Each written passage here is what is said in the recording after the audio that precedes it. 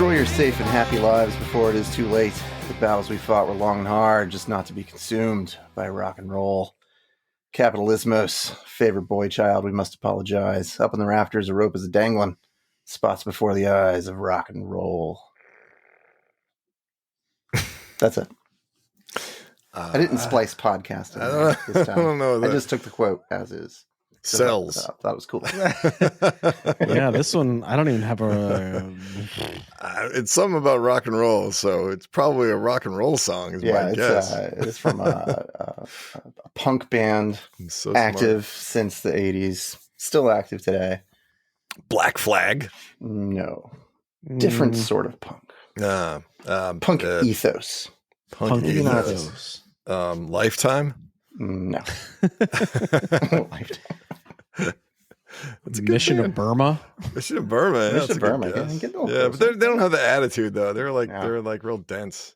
All right, this is from Mekons. Mekons, John Langford, Chicago Memphis, Connection. Egypt. Memphis, from the Egypt. album The Mekons Rock and Roll. Do you purposely try to find the most obscure shit? No, I do I feel not, like actually, every but episode, we never know what it is. In Chicago and in the UK, the Mekons are not they're obscure. Everywhere else, they're pretty obscure. I have a John Langford shirt, actually. He designs shirts for this thing called Give a Shirt, which is like all the proceeds of the stuff they make go directly to people who from the organization Streetwise. Nice. So they go directly into the hands of homeless advocates. And yeah, he has this like Jack of Hearts or whatever t-shirt that I bought. I was like, that's a fucking cool shirt. I'm going to buy that John Langford shirt. So yeah, we'll insert a link to that here. Yeah. Langford's got all kinds of skills. Yeah, he's a producer. He's a multi-instrumentalist. He draws. He paints. He does t-shirt designs. He's an interesting dude. Much like Masters. Much like Rick Masters. Yeah. From a little film we like to call Till the Die in LA. Q Wang Chung. Rough segue, but we'll take it. We'll take that segue. All right. Welcome to Rap Fighters. I'm Joshua. I'm Brian. I'm Greg Masters. Your taste is in your ass. Waited decades to do that. All right, and this is our 25th episode. And to celebrate, we're going to talk about a movie that's marginally obscure and very difficult to find, it turns out. Yeah. So, what the hell? Which is just what the audience wants. Something that they can't find to watch. Anywhere. So we're talking about William Friedkin, known for The French Connection and The Exorcist. And that one episode of Tales from the Crypt where the lead singer of this band gets a dragon tattoo, which then comes to life and bursts out of his chest. I think he's well known for that as well. It's a mashup of the girl with the dragon tattoo and Alien. Yeah, and I think the name of the band in that episode was called The Exorcists. So we'll call back to that. So. A self nod. How clever! I directed The Exorcist, right? So we're talking about the 1985 crime drama To Live and Die in L.A.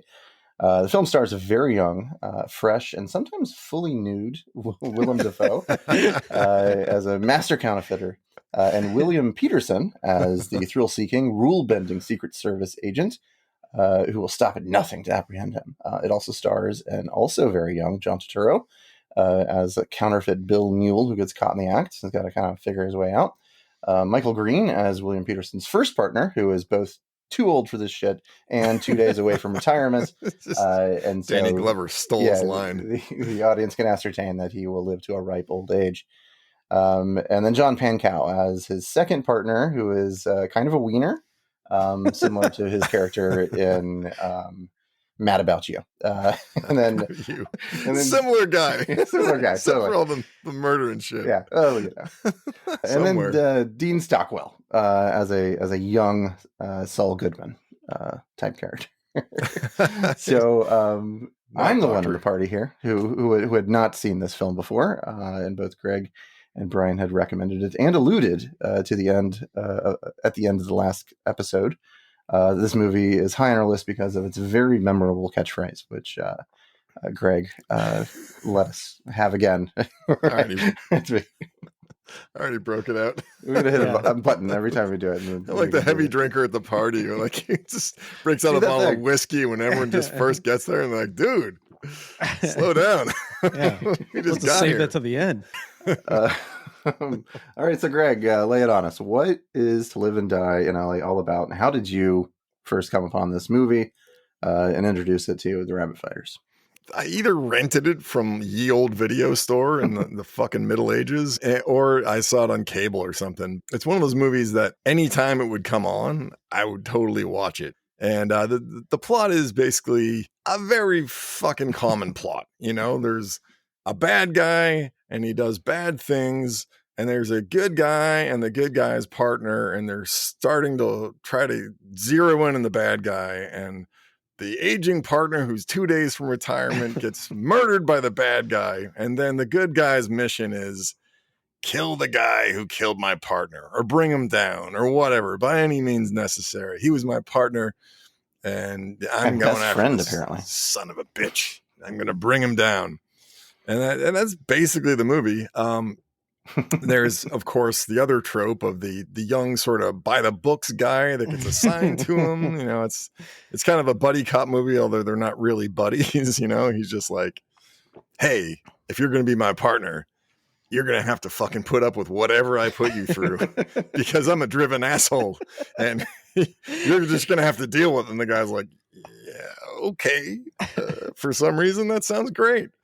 And then, yeah, the movie is them headlong rushing after this guy, Rick Masters, who is an artist, a experimental sexual dance consumer, also a really good counterfeiter of 20s and 100s. Pyromaniac. Pyromaniac. Likes to burn his art, also burn his counterfeit money when he doesn't like who's been handling it. And he's played by Willem Dafoe. I think it's Willem Dafoe's first movie role. If it isn't, it's really fucking early in his career. And boy, was he ready for it. It's definitely William Petersen's first movie role. He was a stage actor from Chicago. Boy, was he ready for that. And he brought John Pankow along with him because they'd done theater in Chicago together and pitched him to Friedkin. And Friedkin was like, totally, yep, buying this guy too. So they had $6 million to make this thing. It's a big movie for $6 million, like a big fucking movie. And they couldn't hire stars. Probably cost a big chunk of that. Yeah, the car chase scene was like most of the movie. It cost $1 million. It was like a sixth of the movie's budget. I think it was supposed to be a $5 million movie, so it was a fifth of the movie's budget. It's one of those things where like sometimes the restrictions do you a service. They had $6 million, so they couldn't hire stars. And like, thank God, you know, like, because I think the people they got are fucking great. Yeah, whoever's in charge of casting for this, like, just batting 1,000. So yeah, like, sheesh. Yeah. So anyway, that's the plot and the characters kind of, at least the way I saw it. Do you guys have any takes on it? I did not. So they're Secret Service agents? Yeah. They just seem like cops. Well, they're treasury agents. Yeah, I guess they're treasury agents. They're not protecting the president. But he is in the beginning, isn't he? But I think they get like moved or something. Yeah. Like so an Arab terrorist on the rooftop. And then all of a sudden they're in a precinct. And I was very confused about where their jurisdiction is. Yeah, because there was a book written by a guy who was a federal agent, and Friedkin wrote the screenplay with him, but took liberties with it also. So Friedkin wrote that first scene with the fucking Allahu Akbar, like horrible stereotype terrorist with a bomb vest. Like that thing wasn't in the book, and he tacked it on. Goodies. It also isn't a good beginning to the movie. The real movie that starts after that is a great beginning to the movie, like the gun flash, the base jumping scene. Like, I'm like, that's a fucking great start. But like, they have this weird, like in the line of fire, I'm protecting the president from the fucking jihadists thing at the beginning. I'm like, I don't know what the fuck the guy was I thinking. love when he stuffed the this in. motorcade in the opening scene that has like, you know, the official like presidential cars, and then like the National Lampoon's Vacation like car is somewhere like in the middle there with the flags. Like a station like, wagon. Yeah, where they get the station. Why is the station wagon? You know why? It's because I read this. They didn't have enough money to shut down the area, so they had to let regular traffic. Got a Woody in there. Yeah, so that was like just some dude on the way to get That's fucking hilarious. groceries. You're in the movie. He's just like, what the hell's going on? Like, traffic is horrible. I think that's kind of interesting because the U.S. Secret Service falls under the Treasury Department, which protects the president, but also chases counterfeit money. It's like kind of a bizarre, like, okay, like, yeah.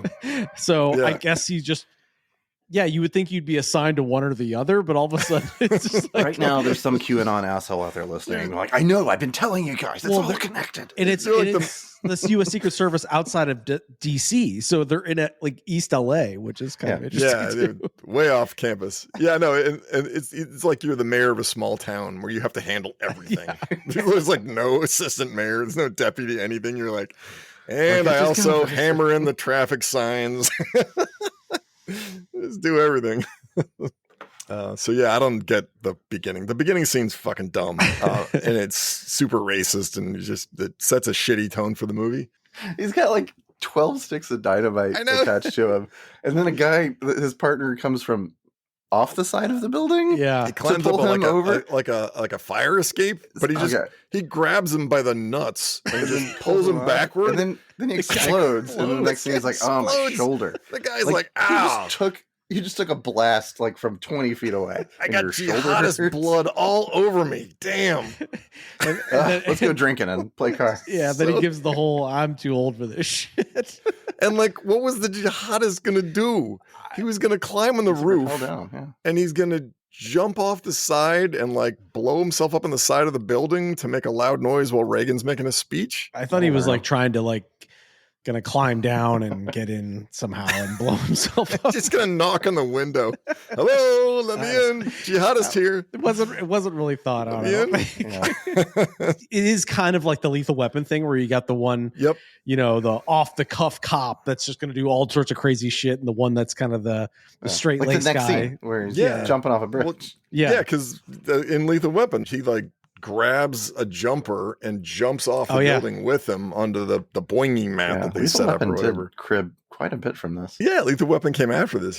So 87, I think. The bridge scene, like that did strike me as technically a really good shot because that's clearly William Petersen standing there on the edge of the bridge. Like the camera pans up and goes over him. You're like, wow, that's really him. And he doesn't look like he's got, you know, like a lot of safety gear there. So as an actor, like he's really, you know, standing there. Mm-hmm. And then he jumps off, and then you're like, oh, there's a line there. I can tell. Oh, like, there's purposefully a line. Like, there. Yeah, right. Oh, yeah. But then it's like, but in real life, you wouldn't have ever suspected it was a suicide because his buddy would have been right there next to him, attaching the line to his leg while he jumped off. I don't know. I mean, I've actually bungee jumped off a 500-foot bridge or something in New Zealand, and everybody gets the fuck away from you. They used to push people who were like hesitating, and a couple times the person has grabbed the person that pushed him and yanked him off with him and fucking killed him. So yeah, everyone gets the fuck away from you. I don't know why they would rig the wire through your pants, but whatever. Exactly. That's a little weird, but you see what we're getting at. We're saying they went to great lengths to make it look like a suicide. Yeah, for the split seconds before you realize it's not. We move from said fake suicide to them jumping to a bar. Yeah, and they're all betting that he wouldn't do it. So blah blah blah, rah rah, grab beers. Then that's where you find out that his long-standing partner and best friend is gonna take his last mission out on his own. You know, he's gonna go, hunt down the lead without him. He's like, man, let me come with you, man. Let me come. He's like, no. You know, whatever. He gives him a fishing rod, for some dumbass reason. I'm gonna go by myself. Yeah. To investigate this, and he's like, tells me, oh, man, I'll bring you in on the bus. Like I always do, whatever. So anyways, he goes out in the middle of the desert, finds Master's, the counterfeiting operation where he's set up at the moment, and breaks in to look at him, and they catch him, and they very violently shoot him. Yeah, they kill the partner, and this starts the trajectory of, he's going to do anything possible to avenge his best friend and partner's death. But yeah, it's really cool because I don't know if it happens before. I think it happens before that scene, right? Where it shows Masters Willem Dafoe, like, which is probably the most well-known and coolest scene and sequence of the film, is him actually making the counterfeit money, which is really cool. And cool. You know, the film itself is kind of difficult to find on any streaming services, but you can like watch on YouTube that scene, the sequence of him making the counterfeit money, which is really interesting. Fucking neat, yeah. Because it's very like apparently realistic in that they had a Secret Service agent, a quote unquote consultant, like show them how to actually make counterfeit money, and it's legit. He's an ex-counterfeiter. Yeah, they had 2 ex-counterfeiters come on and like actually make $1 million worth of fake 20s and 100s. That seems insane. The part where he takes the silver sheet out and breathes on it, and you see all the hundreds appear in his breath, you're like, it's so cool because it looks really neat, and it's also like, you know, the creation breath, you know, from the creator. It's just got so much cool shit in it. Him mixing the paint, and you see the paint come on, like, and there's no fucking narration, which is so cool. They just trust the process to be that interesting that they just film him doing it. Nobody says a word. No one there's no like junior counterfeiter with him that's like, hey boss, how are you doing that? So when you mix the paint together, are you doing the serial numbers with that, or is that the main money? You know, like they just make the money and like from start to finish, and they got the Wang Chung Chunka Chunka underneath it, and like that's just a big music video of him making money. It's cool. Yeah, it's really neat. And I was watching. There's a short documentary that's like 30 minutes on this making of this movie, and it's funny because the prop master was in charge of this $1 million of fake money, and was supposed to burn it all after the film, but apparently somehow someone got a hold of this counterfeit money. I guess his kid like took some of it and went to the grocery store and tried to use it, and then the Secret Service showed up, and he like got brought down to the Secret Service like 6 times or something to like really stop using counterfeit money to like little fuck, to like have to like explain himself and blah blah blah. But like it's actually really funny. And I guess William Friedkin in the documentary says like, you know, if they haul you down there again, tell them to either to bust you or to leave you alone or something. So it's kind of funny. They said in William Friedkin's biography, William Friedkin said he spent some of the 20s. I'm like, really? Tipping waiters and waitresses and shit. And I'm like, buying things. I'm like that's a federal offense, man. You should admit to that in a fucking biography. There was the quote where Willem Dafoe was like, when we were shooting that scene, he's like, we heard helicopters overhead. We got really worried because they literally could have went in and busted them for counterfeiting, like, which is crazy. Yeah. This is like 80s run and gun movie making. Like, fuck, let's make money. Let's make fake money. The airport too. The airport scene where he's chasing John Turturro through the airport. There's a scene where he ran on top of the people mover armrests, and the airport security was like, "You can't fucking do that." It was in the script, and they're like, "You can't do it." Because you're going to fall and you're going to get badly injured, and we're going to be liable for it. So you can't shoot that scene. And then he talked to Friedkin and was like, "Hey man, I want to run in the fucking armrests." You know, Friedkin was like, "Look, I'm going to have to bring you in front of everybody in the crew and say, you can't do that, but you do whatever you feel is going to work." Wink. Yeah. So like, they brought him out and he's like, "Don't run in the fucking armrests." And the security's like, "Good job, Friedkin." And then they film it and he runs on the fucking armrests and it works. And it looks awesome. Scam. They got really mad at him, I guess. They're really pissed. The funniest part about the whole airport scene to me was when John Turturro gets the ticket and she's like, $40 $45. I know, $45 for the flight. From LA to San Fran. I was like, wow, that's a good flight. You are not bringing that briefcase with you, though. That is a carry-on that will cost you an extra $50. It's pre 9/11. There's so much pre 9/11 shit, though. There's just so much I love about this movie. I think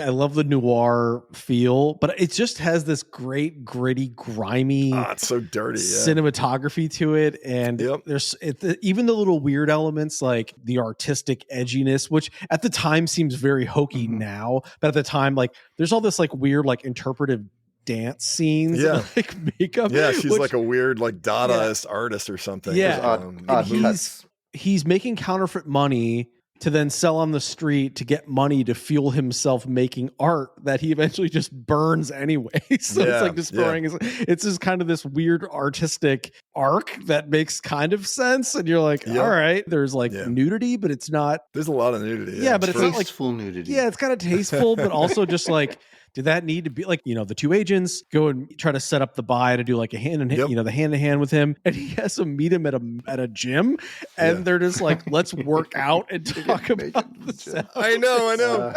That's one of those things. Well, like the first scene where they're talking about how much paper they're going to move and stuff.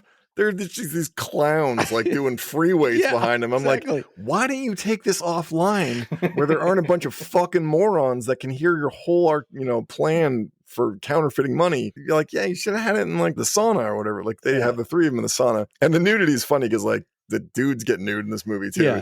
It's like equal opportunity offense. And John Pankow pulls his pants on. He's got a big bruise on his ass, It's all real, Yeah. Like the whole movie is gritty and real. It's like They Live's LA, where like everything's falling apart. There's tags everywhere, the spray paint everywhere. You look at your window and there's this big stupid bridge, sticking out the back, like. If you had any balls, Greg, you would have jumped off that bridge. It's funny because that was the bridge he did jump off in the beginning of the movie. It should have been like, I fucking did, but okay. Yeah. I guess I'll do it twice. And he's sleeping with an informant. Yeah, he's sleeping with an informant. He's breaking so many rules. Yeah, he's just like the whole thing is all he wants to do is break rules. That's like the whole character. Yeah, he's like a cop he's the cop that you give a gun and a badge to, but he's still above the law. Like he acts as if he's above the law and everything, but he plays the wild character, which is great because it's just and there's not a single what I would say like good guy. No, at all. No. Only the civilians. Those are the only ones who are like morally unambiguous. Every single character is not somebody like you can root for. Everyone's a dirty. They're all fucking dirty. Like, even like leading up to the like you think his partner, John Pankow is he's kind of a wiener throughout the entire thing. Like he's the straight guy, but in the end he ends up selling out as well. Yeah, and this is where we talk about James Bond movies sometimes because there's so many of them and it permeated the culture so much. But here's another one. All these James Bond movies have this thing where it's like the villain brings James Bond into his lair after capturing him in some dumb way, and he says, we are not so different, you and I. Join me, and together we shall rule the world. And Bond's like, I'm nothing like you, and then they fight. And this one like has that dynamic between the lead cop and Masters, the lead bad guy, like two sides of the same coin, but they really allow that to be true. The lead cop, Chance, or what I think is his name, Richard Chance, which is a great noir detective name. Mm-hmm. I mean, he's really kind of more of an asshole than the lead bad guy almost. Like, he's like, at least the lead bad guy is nice to his girlfriend. Like he seems to genuinely love her. Pays his people and has principles. Like the lead cop is just like a fucking asshole to everyone except his partner. Like when his partner dies, he's like, that's the only human being I would ever be nice to for the rest of my life. No one else. They go so far as to kill an undercover FBI agent. They kill an undercover. Well, they don't pull the trigger, but like they cause his death. Yeah. And for some reason, the people in the FBI have Uzis? M16s and Uzis. Where I'm like, why do they have fucking weapons of war from Vietnam? Like, I don't get it. Line in the aqueduct. Also, for cars to go. It's like 7 cars. Why does the undercover guy just say, listen, I'm not. He doesn't know they're cops, though. He thinks he's getting robbed. Yeah. Oh my God, that scene where he's trying to get the briefcase open. Oh my, yeah, so good. Fucking Christ. He's just great, whacking it. It's great. For like a minute and it won't open. Like, and they just matter keep rolling. Keep rolling the tape. We're not cutting any of this. No, I'm in favor of them not cutting that though, because like they don't do any of the tropes that they do in all these other movies. Stuff just happens. When anyone gets shot, they just get shot. There are these messy scuffle fights, like when he tries to get his money back from the guys he sent to kill the informant in prison, and is like, I I want my 40 grand back, and they're just like, listen, get the fuck out of here. And the scuffle to gain control is so messy and so fucking frantic. And I feel like that's how this shit would really go in real life. And I think that's really fascinating because, like you said, $6 million budget. And I didn't know much about William Friedkin. But I like I said, I watched that short documentary on this, and apparently like he likes or loves spontaneity, and he doesn't rehearse, and he often will record the rehearsal and then use that as his take. So he talks about that scene where he's bashing the suitcase, and he's like, basically was like, just keep going, just keep rolling, just let it go. And he's like, it wasn't supposed to open, but he smashed it hard enough that it popped open. And he was like, great, like, it's a fucking phone book. He's like, cut. So it's kind of funny. Yeah, two things. Every director worth their salt films the rehearsal, because a lot of times the best take is the fucking rehearsal. And number two, when you're an actor and you know that they're going to record and keep anything you do, you're not waiting for cuts. Like, you can tell these guys are like, we're running and gunning. We know no one's going to cut. We just got to make this shit work. So like, yeah, there's no messing around and waiting for the guy to yell cut, because he's not going to. And I think that's part of the charm of this movie, of why it's worth seeing. I think it's cool. It's just, and I had never heard of this, but this is definitely the type of film that's like up my alley. Like there's some weird things in it, but that's kind of the 80s. But also I love, it also has some of the same feel as The Warriors in a way. Like it's like low, I wouldn't say this is even like low budget, but kind of like, we're going to shoot on the street, on location, very fast. Just like, let shit go and just let's roll with it. Like, it feels very spontaneous, and like, it's just really cool and gritty, and I like very experimental too. Like, you get some unproven, unknown actors and just like let them roll. Like just go for it. Yeah. And like, how ready for these roles were these actors? I think Willem Dafoe is awesome. Dafoe is fucking awesome. That's the first thing I ever saw him in, because I think it's his first movie. I mean, he was in the experimental theater company called the Wooster Group. The Wooster Group is famous for doing really weird stuff, like Willem Dafoe doing a 15-minute version of Long Day's Journey to Night with Spalding Gray, and Willem Dafoe played Mary Tyrone in drag, and like, that was the kind of shit they did. The transition from being a theater actor to being a film actor is sometimes really difficult and sometimes impossible. A lot of stage actors can't do it because it's smaller. He was so good. And William Petersen, he's fucking so good in this, man. He's such a cock. He's such a cocky alpha male fucking prick. Everyone's sweaty in this movie at all times. I know. But it's real, right? Sweating. Yeah. Turturro's great in this too. And I had never seen him in a movie before either, but he has so many good lines. He's like, prison butchers slice me up, so I drink this shit pink cement. Pepto-Bismol. There's a lot of good lines in this. Petersen lines are sometimes funny in this. Like, he's sleeping with the informant. This woman, and she's talking about she needs money and cash. She's like, "Oh, you want bread? Fuck a baker." I was like, what? I think the stars are God's. Oh eyes. That was a whole. Do you think that? No, I don't. He's like, no. That's great. You were talking earlier about stuff that you didn't understand or didn't make sense to you about this movie. So I have theories about some shit that I think you're thinking about, but like, what was the stuff that you were thinking of that didn't make sense to you about the movie? Yeah, I think the missing piece for me in a weird way is his girlfriend. In some cases, like, he's kind of got this. Yeah, Master's girlfriend. Yeah. So he's got the redheaded girlfriend. She's the artist, but like towards the end, it's kind of weirdly implied that she's not really interested. It's just kind of this weird relationship. I mean, she's supposed to be gay, I think. Really? Yeah. He's like, I got a present for you. And he brings Daphne from Frasier out on the couch. and he's like, I'm hooking you up with this lady while I go out to do some work. And at the end of the movie, the lawyer, Master's lawyer, is like, yeah, why'd you stay with him so long? And she's like, why did you stay as lawyer for so long? And he was like, well, it was just business. She was obviously into Master's. And then she gets into Master's Ferrari with the Daphne girl, and they drive off together. Like, she was into her. The implication is that Masters knew it and didn't give a shit, because like, he knew she would sleep with him anyway, and probably got off on it a little bit. But yeah, she's at least bisexual, if not just into ladies. See that? I got. Well, yeah, I got that, but I didn't know if there was some sort of twist in that of like where she seems very ambivalent to the fact that he's dead. Is what I mean. She doesn't care. Whatever. Like, moving on. Like, she's like a Melania Trump, like just there for the power and the money, So what don't you guys like about this movie? You guys seem pretty to love it a lot. Nothing. I love this movie. What don't you like about it, Joshua?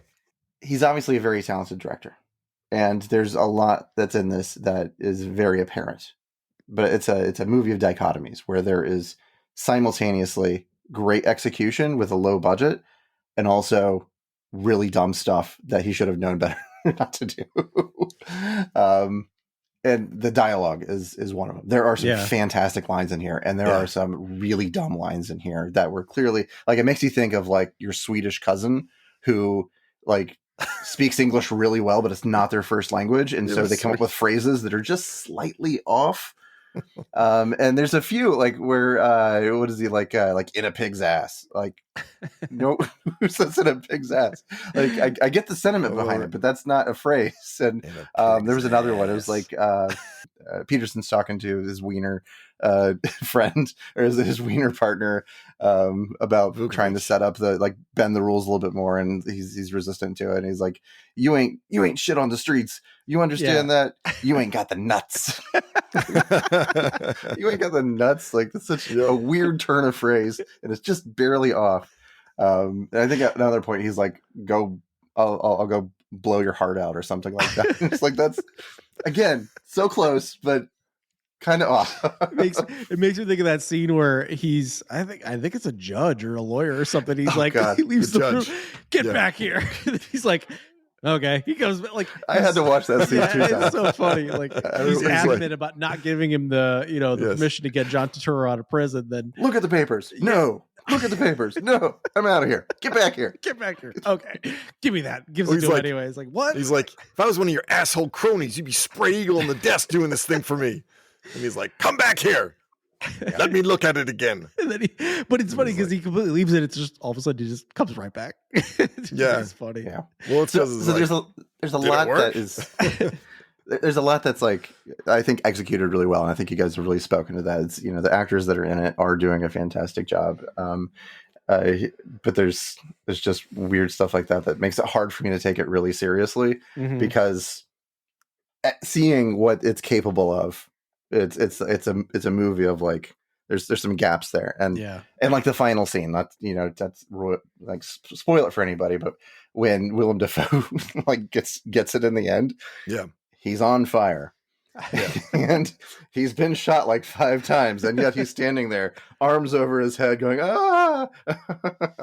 just on fire like that.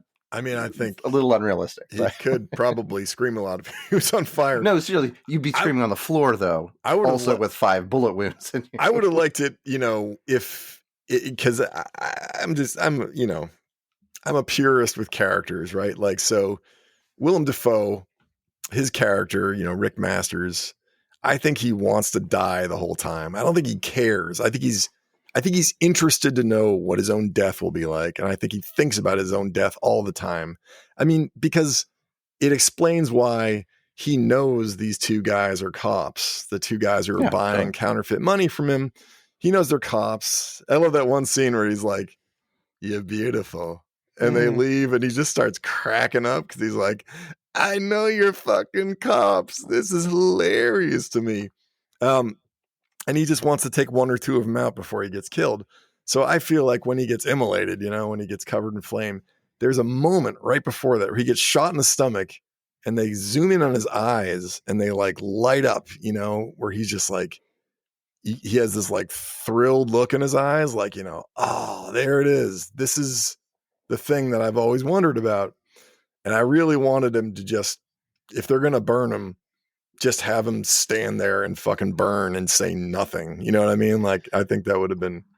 It also didn't make sense to me though, why he's there. Cause like all the shit happens, the bad, handoff in the locker room, and Chance gets killed, and the partner goes after him, goes down to his studio and finds Masters just sitting there like amongst the flames. I'm like, all right, like it kind of takes it to the extreme in some cases where you're just like, what? But it also was like artistic in a weird way. So yeah, it was kind of like, realistically, would he just be sitting in the middle of a warehouse while everything is engulfed in flames, just waiting? Like that didn't really make sense. But I feel like the two leads are basically nihilists. Like they don't, the lead cop and the lead bad guy don't give a shit about their lives. Yeah. Like at all.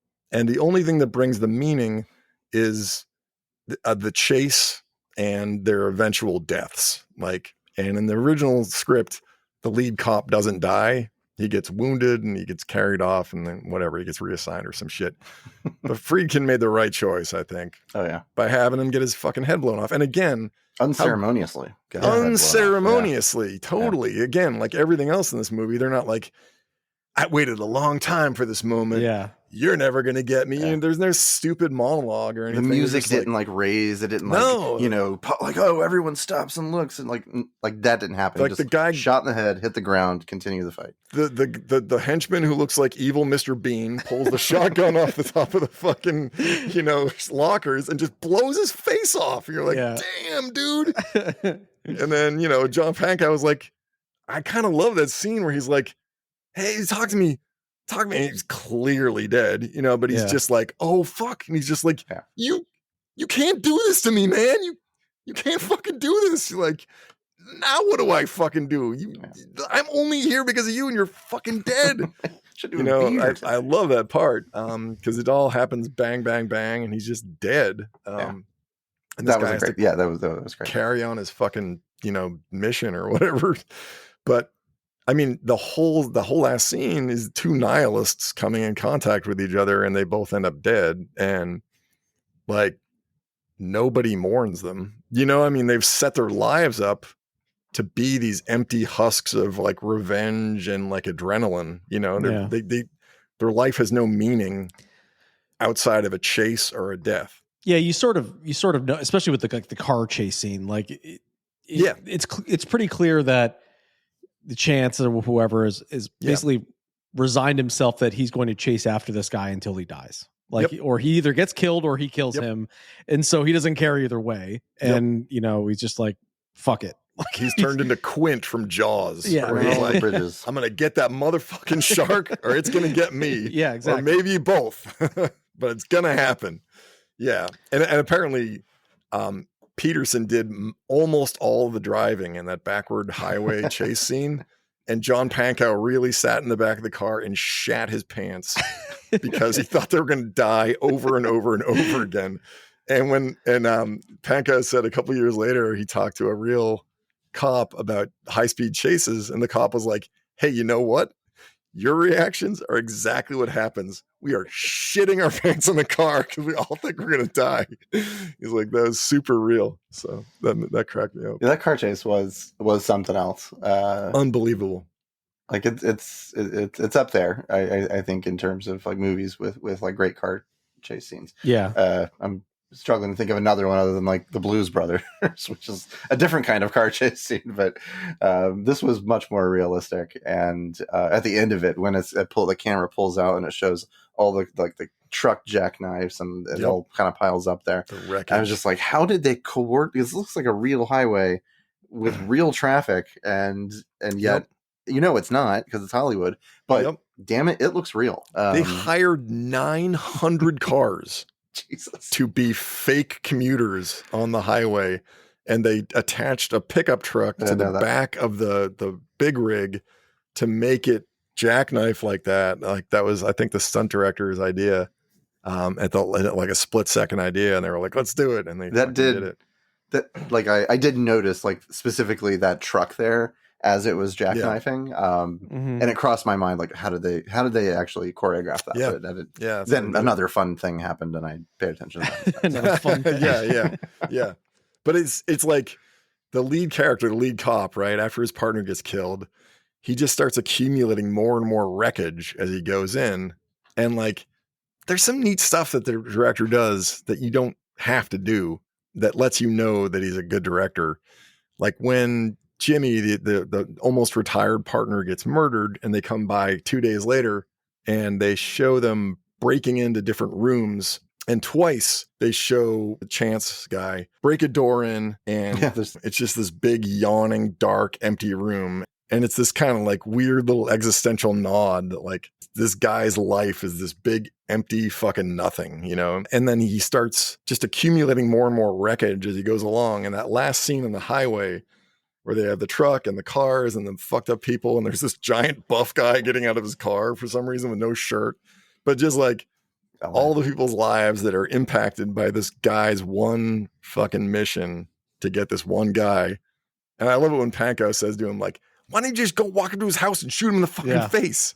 You know, I know you want to. You want to do. That's what you want anyway. That's what you want to do anyway. But like, he wants to win. He doesn't want to like break the rules and shoot him in the face.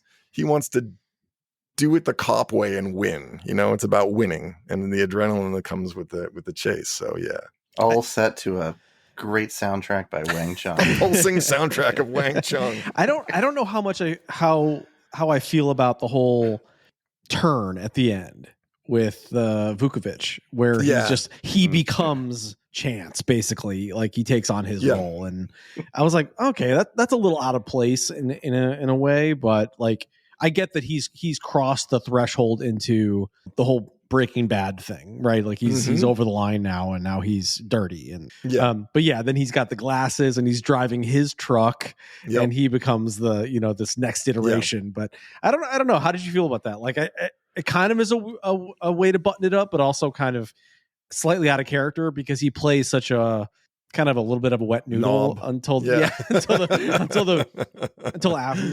I mean, there are two ways you could do the ending with the Vukovich guy, the nerdy partner guy. You could have him be like, this ends now. I'm going to sacrifice myself to end the cycle of this insanity of cops acting like criminals, and he goes, and they cut to him doing time in a federal prison. And you're like, well, at least he ended the cycle of violence, and insanity. Or you can be the cynic and just be like, nobody is good, really, and if given the right set of circumstances, people will do bad things. And this guy has gone too far. And instead of going to prison, he's going to choose the self-serving thing, which is to pick up the mantle of the bad cop and continue doing bad cop shit because now he kind of likes it. That's the only way to live in LA or die. Yeah. I kind of like the way it turned out for him, that he turned dirty at the end. Yeah. It seemed a little quick. Yes. But I mean, it's the end of the movie. Well, I just thought it was in keeping with the rest of the movie, though. Yeah. I just thought it was funny because he was like driving his truck, like he embodied him. Like it's like I'm. Yeah. One thing I want. Like Lando Calrissian wearing Han Solo's clothes. It's like he's wearing blue hand, baby. Or he like single white femaled him.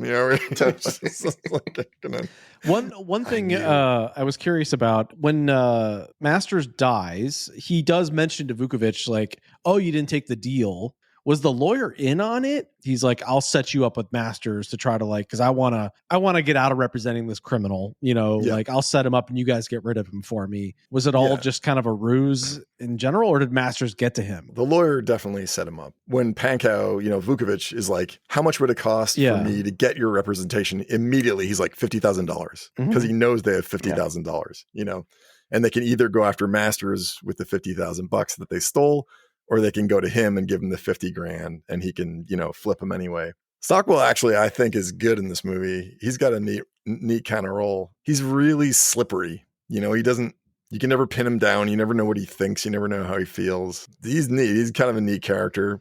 I liked everyone in this. I think both of the love interests, if you want to call them that, Masters. There's no love in this movie. Masters' girlfriend. Yeah, exactly. There's no room for it. Masters' concubine and Chance's concubine, if you want, whatever you call them, are both good also. The informant who's sleeping with Chance, the blonde lady, she's good. Like I didn't see any cracks in that character.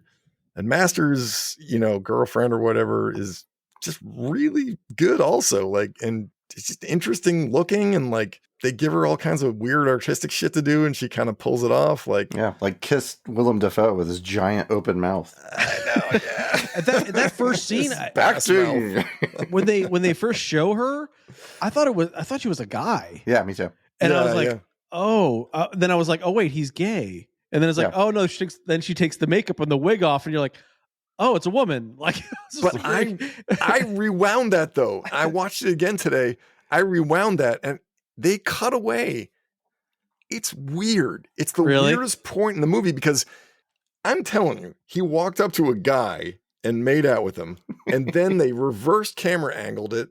And because I was like, there's a sideburn, like down this, a black sideburn on this character. And then they pulled away and reverse angled it. And then she pulls off the wig and it's her. And you're like, is this another day? Yeah. Or like, is this 5 minutes later? I'll have to rewatch that. It's a different person for sure. It's weird. When I thought he was kissing a guy, I reacted like negatively to it though, because I was like, "Oh, they're gonna make the bad guy gay. Like that's such a lame '80s thing to do. Like, come on." And then it was like, "Oh no, he's kissing." No, all right, they make it much more interesting. Yeah, like the whole artist side of shit is really kind of cool. Yeah, just keep him arty and David Bowie ambiguous, and that's cool. Totally. And it's funny, we talked about this earlier, but not on tape. There was a German artist who created the artwork that Willem Dafoe's character supposedly painted. And one of the neat bits of trivia that I read was that the artist, they really did burn one of his paintings that would have sold for a bunch of money, the one that looked like Willem Dafoe with like the ice blue eyes that he burns in the beginning. But they used the artist, the German painter, as the priest in that stakeout scene where they're watching, Max Waxman's, lawyer Max house, Waxman's. the Max Waxman lawyer house. But they use the German painter as the priest who's like, gives them milk. Like, is there anything else I can do for you? And they're like, no, Father, thanks for the milk.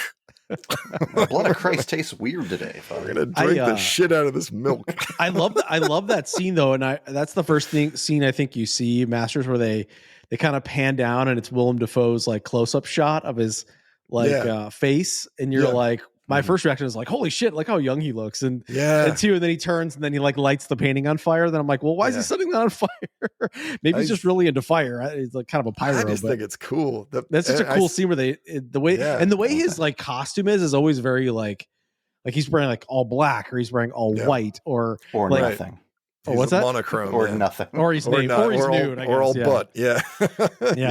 I feel like Willem Dafoe's nude a lot. He's certainly comfortable with being nude, it seems. Throwing stacks of money into the fire, butt naked. It's interesting to get like Willem Dafoe. I think there's something unique about him. I don't know if it's just because the way he looks or whatever, but there's something slightly intimidating about him to where he's not even like a muscular dude, but like when he enters and the scene that made me think of this was where he does enter the guy's house and to get his money back. Yeah, the crib to get his money back. But like there's like zero intimidation factor. Like he does not give a fuck. Like meanwhile, these guys could like beat the shit out of him constantly. But there's just something about him as like an actor that you're just like, this guy might be nuts. Like he just doesn't give a shit. Like he doesn't give. He just has this weird, crazy look. I know what to he's him. Capable of. Yeah, he's like the crazy eyes. He does. He's scary. And like when I see Willem Dafoe in bad movies, like as the Green Goblin, later in the Spider-Man movie, I'm like, because of this movie, I know what a waste of Willem Dafoe that is. When you put him. When you misdirect him, I think Sam Raimi actually is a shitty director of actors. Like I fucking hate the way he directs actors. And you can tell because he uses Willem Dafoe as the Green Goblin and he sucks. It's like the worst performance of Willem Dafoe's career by a country mile. He's embarrassingly fucking bad. And then they bring back Willem Dafoe in a later one, like Far From Home or something. Yeah, later Spider-Man.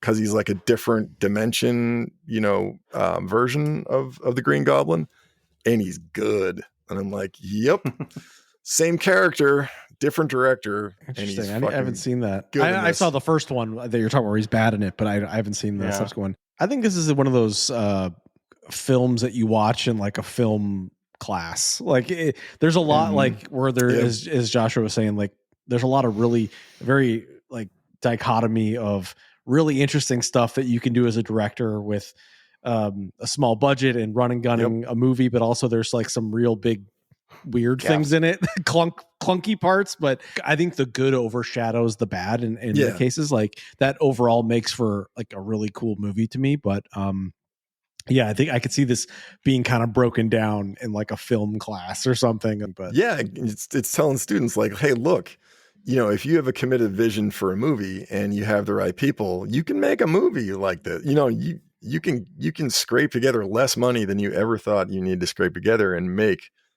a really impressive, like cool, well executed movie. You just have to like have a vision, stick with it, and get the right people. Yeah, if you can get Willem Dafoe in your movie.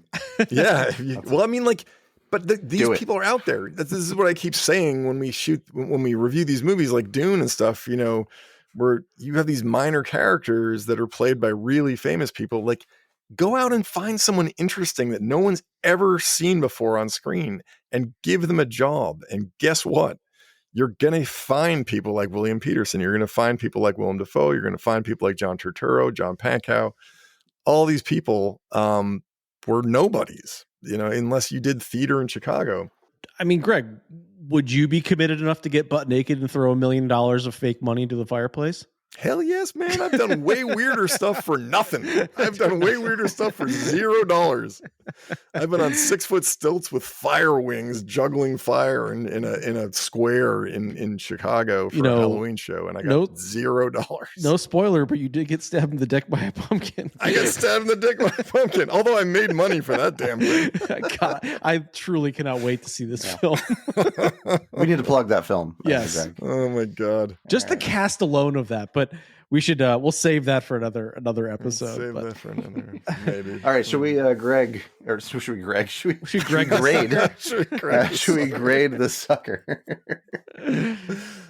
All right, on a scale of it's groovy being an A and an F being your taste is in your ass.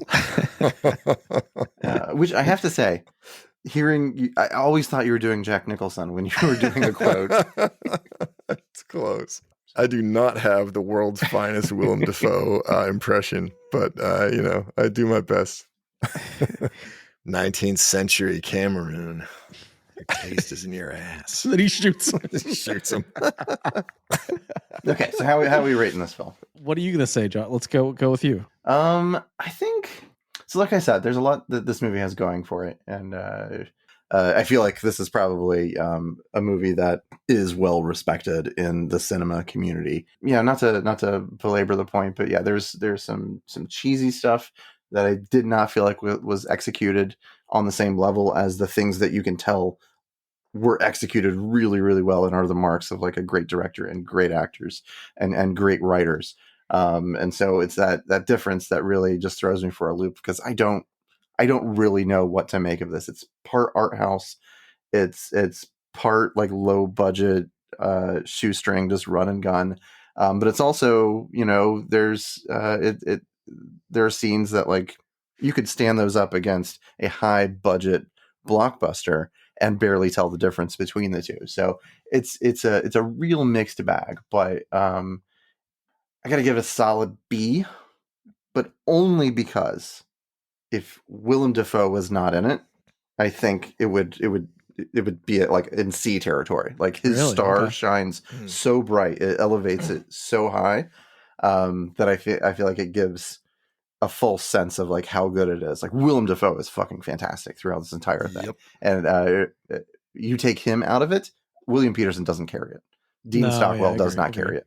None of these other actors carry it. This is a Willem Dafoe show right here. I'm glad he's in it because he does make it a significantly better film. But yeah, there's some bruises in the film.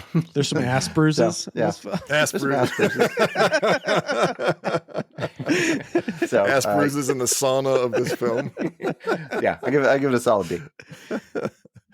Yeah, so I have no problem overlooking things that I think are clunky in cases. Like I think same thing could be said for when we did They Live or The Warriors. I think big ideas and style are heavily weighed in my brain in terms of like when I look at films like this. Like it's very I go into a film like we just did Dune. Like that's a huge movie. Like I look at that totally different than I look at a film like this, which is like I look at it through more of an artistic lens of cool idea. I love the style. I love the feel of a movie like this.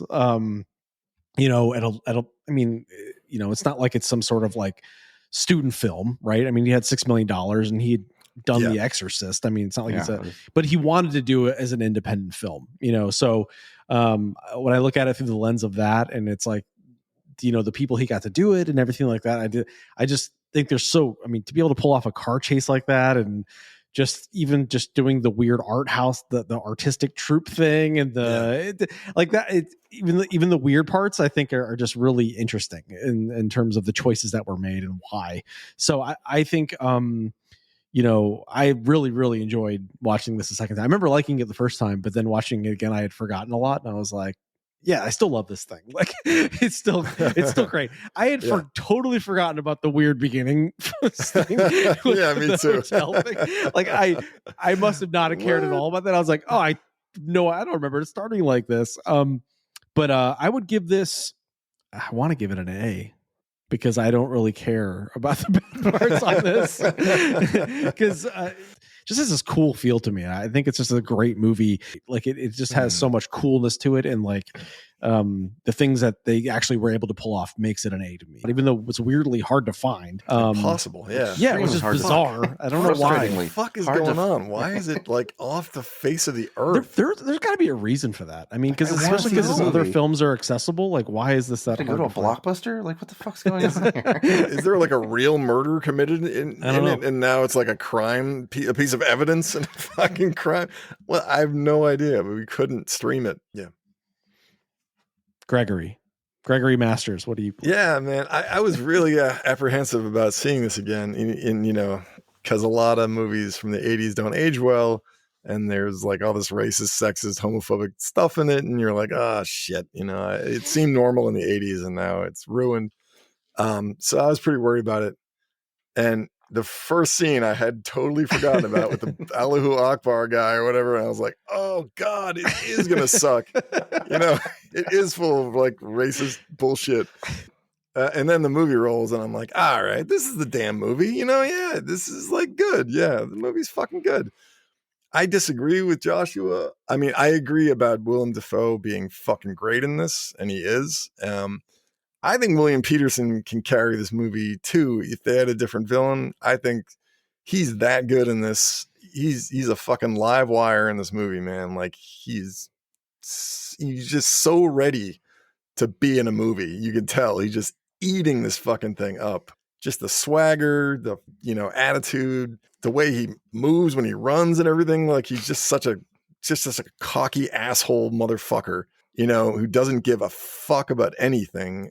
But I think he's really fucking good in it. And Turturro's good in it. Just like everyone, Stockwell's good in it. I'm like, God damn it, this cast is so good. And yeah, I love the grittiness of it, the noir elements, just dirty Hollywood, you know, dirty LA. And then the artistic stuff they put in, you know, the weird art subculture that they're a part of, that Masters and his crew are a part of. The suddenness of death, you know, and everything. Like there's just no wasted moments. There's no bullshit dialogue. The stuff that is hard to explain can be explained by the two main characters not giving a fuck about their own lives. You know, where you're like, why would he go into the deal knowing that there were cops? And he's like, he doesn't care. Like he wants to die. He knows he's going to die at some point, and maybe it'll be today, but maybe it'll be another day. Who cares? It's pretty masterfully done, especially for the budget. I had never seen a backward on the highway car chase scene before. As an action movie, you know, it's a pioneering A of a movie.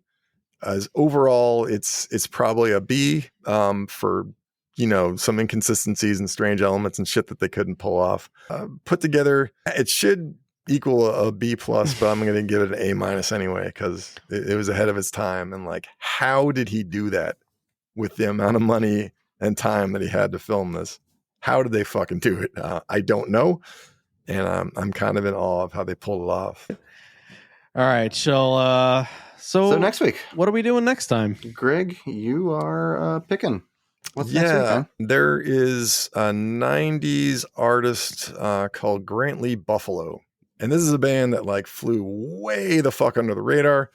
Nobody knew what to do with them at all. They had one minor thing that you could maybe call a hit called Mockingbirds. But there's an album called Mighty Joe Moon, which is the second album. And I bought it because of the cover.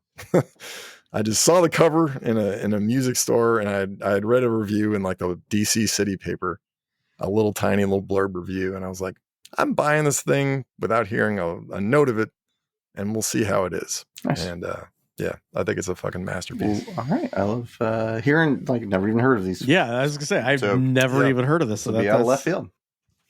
All right. Well, all right. Hey, so do you guys want to go to the gym and work out?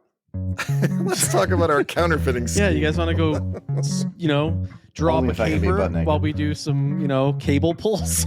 Wanging that chung. Chunging that wang. So, also in this movie, a lot of briefs. Briefs. A lot of boobs, a lot of briefs, a lot of butts. A brief heavy decade. Briefs and boobs with butts, man. Well, I think we just found the name of the episode. Exactly, right there. 19th century Cameroon. Your taste is in your ass.